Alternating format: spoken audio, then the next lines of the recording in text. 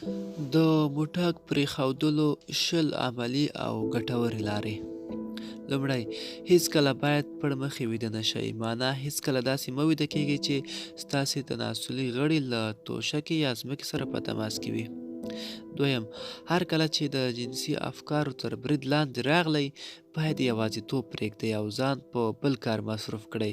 په دې وخت کې له دوستانو سره خبرې اترې وکړئ او یا هم بیرون ووځئ.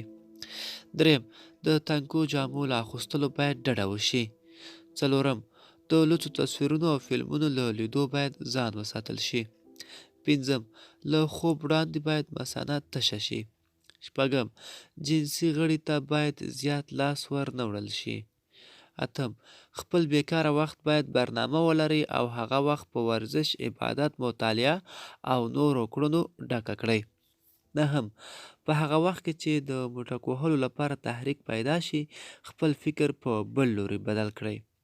لسم، یوازیتوب د موټک وهلو لومړنی لامل دی، نو د ډیر وخت لپاره په یو ځای یوازې مه کښینئ. 11، له هغو کسانو سره ناسته پاسته پرېږدئ چې تاسو په مستقیم او غیر مستقیم ډول دې کار ته هڅوي. 12، د خپل بدن جنسي غړو ته له کتلو ډډه وکړئ. 14، په اونۍ کې د 2 ورځو لپاره روژه نیول د جنسي شوق د ځپلو لپاره ګټوره لار ده.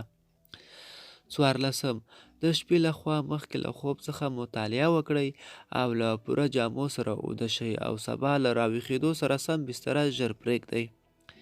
15، د شپې یوازې مه ویده کیږئ او یا په داسې ځای کې ویده شئ چې د دې عمل د ترسره کولو موقع نه وي. 16، تل دا په یاد ولرئ چې تصمیم لرئ دغه عمل پرېږدئ.